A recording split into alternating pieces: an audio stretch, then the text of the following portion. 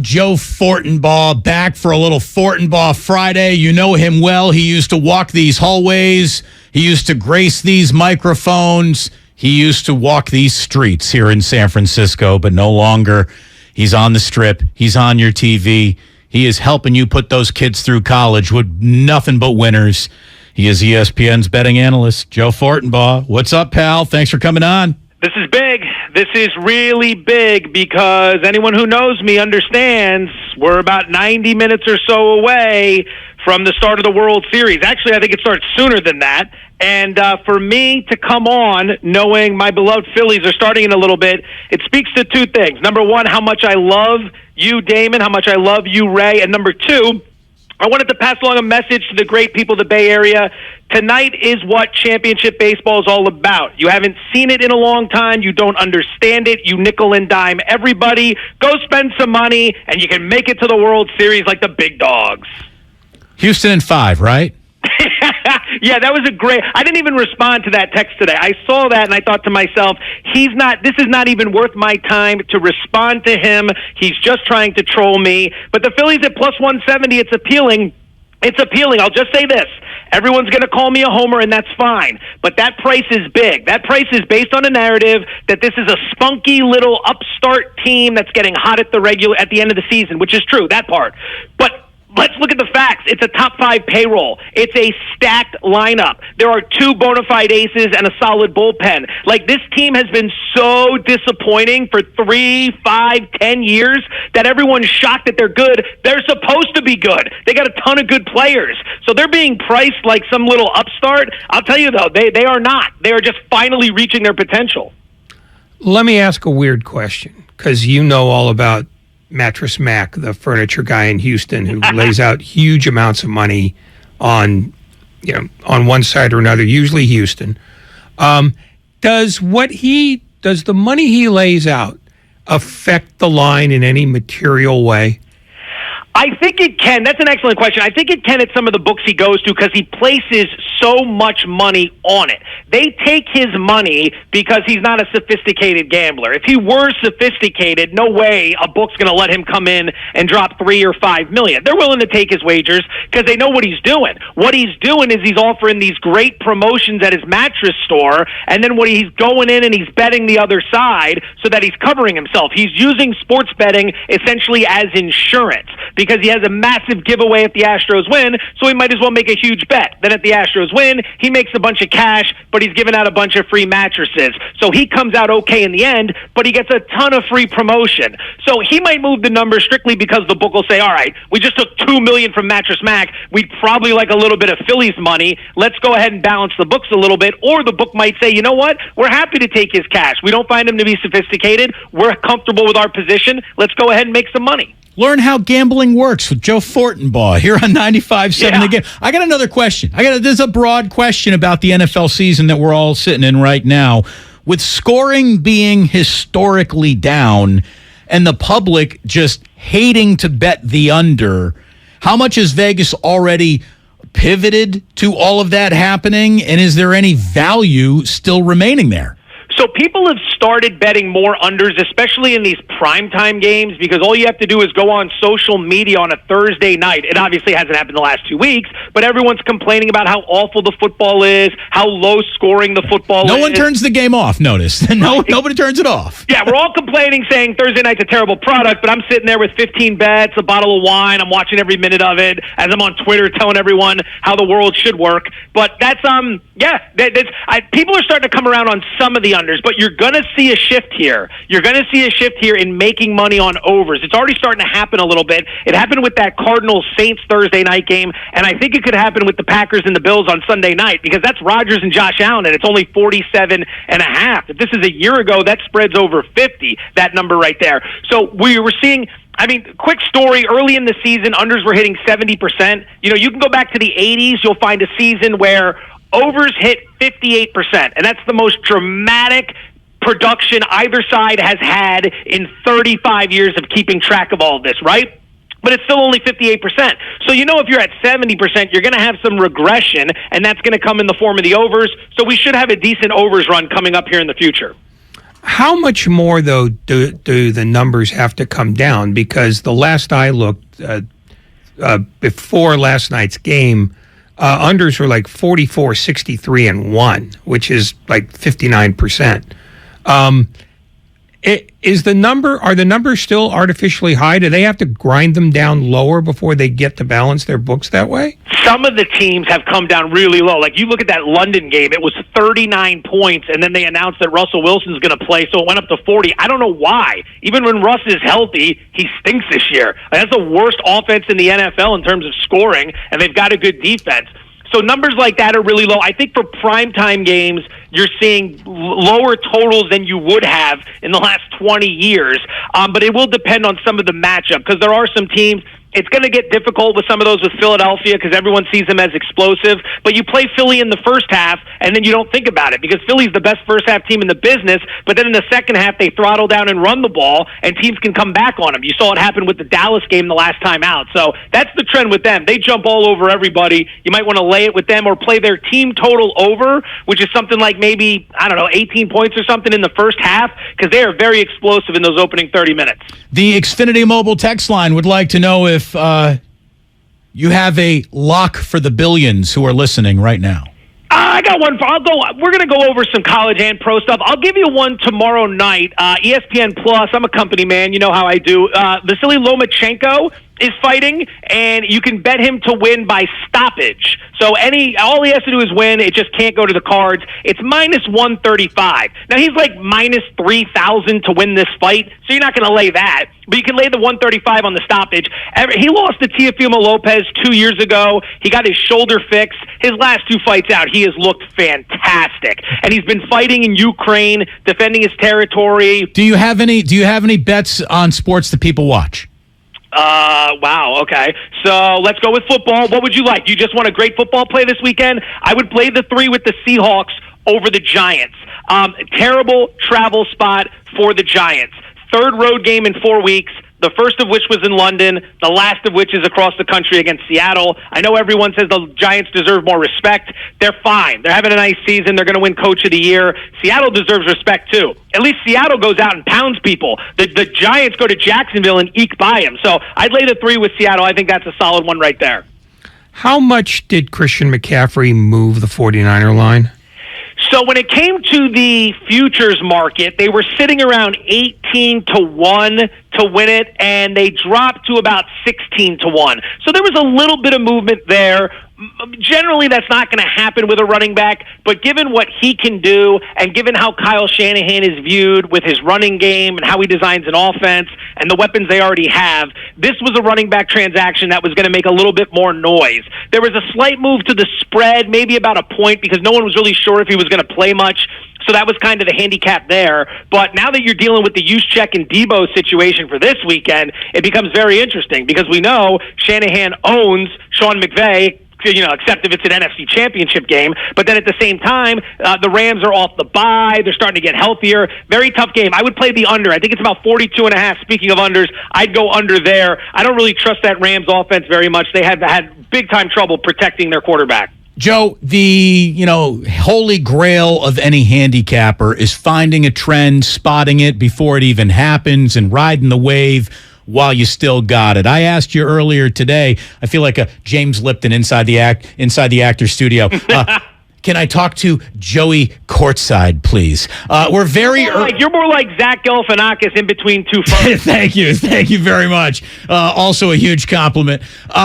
So, is there anything that you can glom on to early in this NBA season, specifically if you want to paint in the color of the Golden State Warriors? I know that plays well around here to our listeners, but is there anything in the NBA that you can see, you can spot, which would be like sort of a wave that you think riding throughout the NBA season might be a good idea to ride? See, that's a difficult question because the NBA season moves in such interesting waves. Early on, you have the feeling out process, so you got to figure out which teams are trying to play, which ones are trying to work through some things. Later in the year, you have tanking. You got players that are on the move. There's a lot to work through, but one golden one. Now, I gave this out yesterday on the show. It missed by half a point.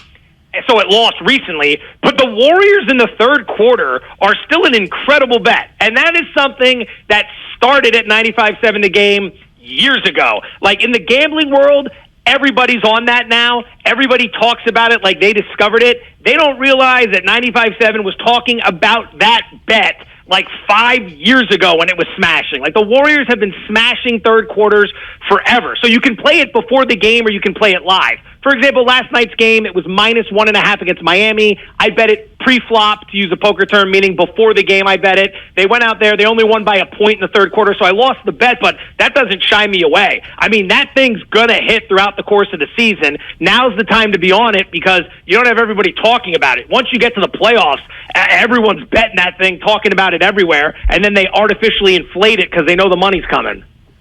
The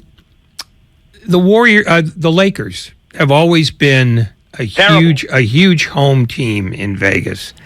How much worse does it have to get before they start being listed at the odds that their team demands that they be listed at, which is a long shot? Okay, so that's fascinating because most books here are still operating under the, well, they can turn it around, well, you know, it's early, it's the Lakers, and you're right, there's a lot of Laker money in this town because there's no NBA team here now. The Lakers were very popular for a very long time, so, you know, close by, tons of money.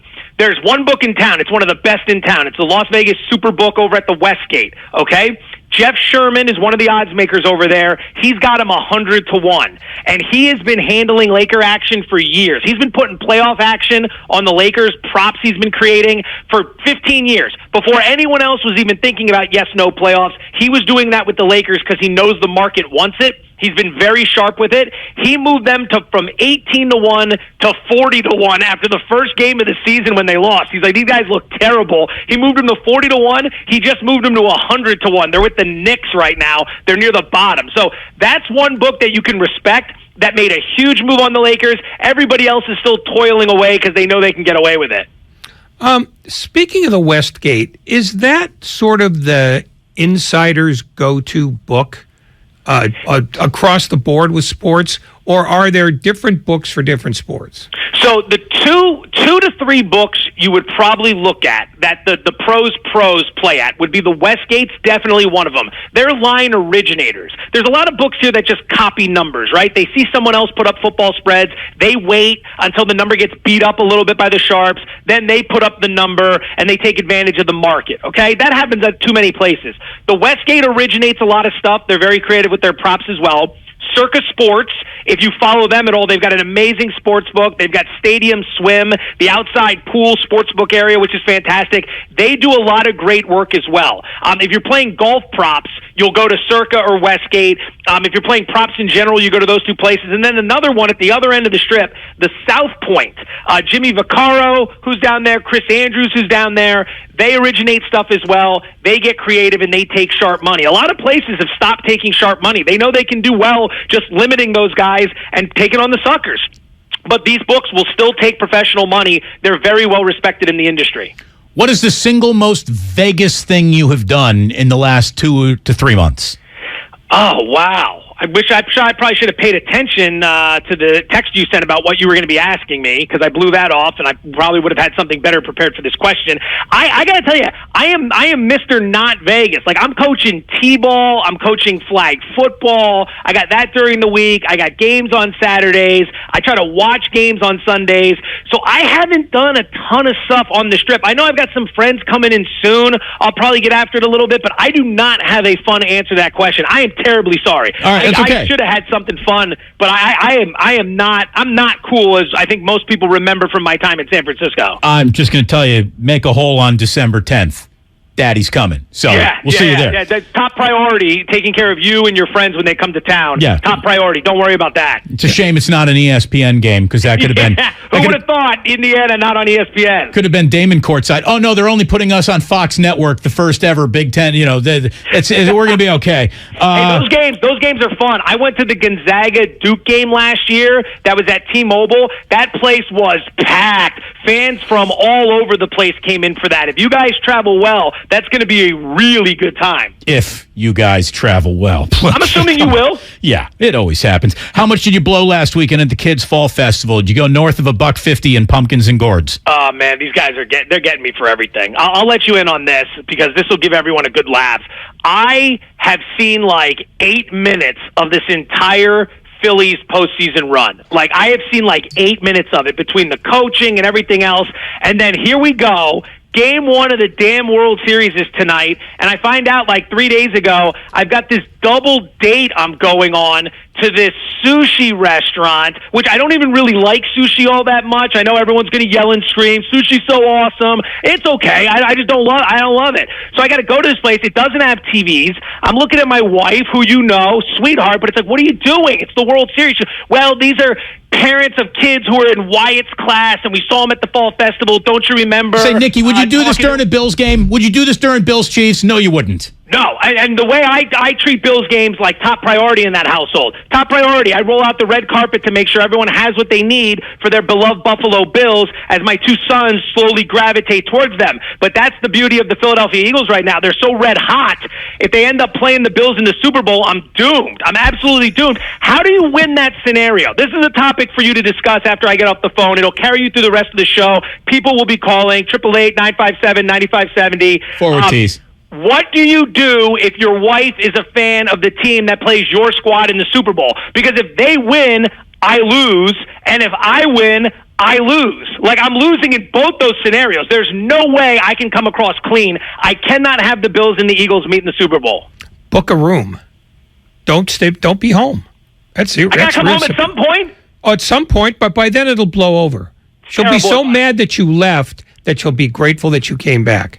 Also, let me throw something out here to you, Raymond. I saw a picture of you the other day. You are looking quite svelte, my friend. Kudos to you. You are looking quite svelte. It's a tapeworm.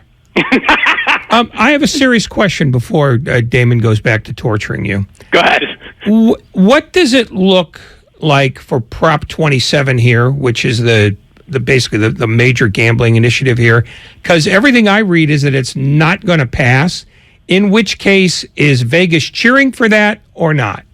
So I had read the same thing, and I think the most telling sign was that DraftKings and FanDuel, from what I understand, had about $12 million each lined up in advertising leading up to the election, and they both pulled their campaigns.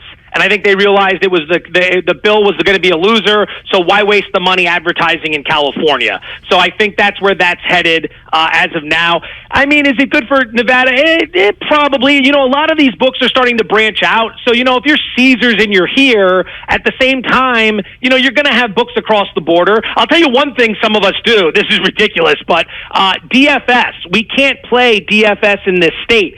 So you will have people, or if you want to play on DraftKings and FanDuel with their sports books, you can't play here as well. Those are not licensed operators in Nevada at the current moment. So we drive to either the Hoover Dam or you drive to the California border to cross over, get the internet access, get the IP address, make your bets, and then drive back. That's how a lot of guys operate. You'll see these drives taking place, you know, Saturday night, NFL draft night. Chris the Bear Felica was here for the draft. We're out to dinner at Carbone, and afterwards, he's saying he's going to the airport. I'm like, the draft's tomorrow. Where are you flying? He goes, I just got to get a car. I'm driving to the Hoover Dam so I can make more draft bets, and then I'm coming back. So you got that action taking place. But, I mean, yeah, it probably hurt a little bit because you have some California people that'll come over to get their action in, but most of these places are franchising anyway. The Superbook's putting shops up everywhere, so they'd probably be all right. How come the uptick doesn't appear on television? No one would. I mean, there's only a small audience that would know. Only a small, select few people who would remember such greatness appearing on TV. Plus, then I'd have to explain it to everybody. And you got to understand, where I work, there's so many meetings and so many discussions. It's meeting after meeting after meeting. You can't be bringing anything extra to these meetings, or you're in meetings all day. So, like, if you speak up and you do something, it's like, hey, what was that about? Well, it's something we used to talk about in radio back in the day. Then, boom, it's a whole conversation. There goes 11 minutes. I just don't have it. I got to get through the day in one piece. Man's time is valuable. What more needs to be said? Wait, I don't have 11 minutes. Well, who are you kidding? You got hours. You should see my schedule, Raymond. 7 days a week, foot to the gas. I haven't had a day off since August. I'm not going to have a day off until Thanksgiving. And even then, I got family in town. That's essentially work. So, yeah, but it's your boy's grinding out here. Grinding. December 10th. You're going to need that day off. Let me just promise you that. Good talking to you. Like I said, it's top priority there. Let me just get that all squared away. Whatever you need, like usual, just go ahead and send your list. We'll get it all set up. Yeah, 3-inch steaks, medium rare, done to perfection. You know how we need it. Thank you very much, Joe. Yeah, that won't be a problem. I'd imagine we'll be eating our body weight in meat that week. There he is, the one and only. The man who gave you the billions, or who entertained the billions. Joe Fortenbaugh. Here on 95.7 The Game.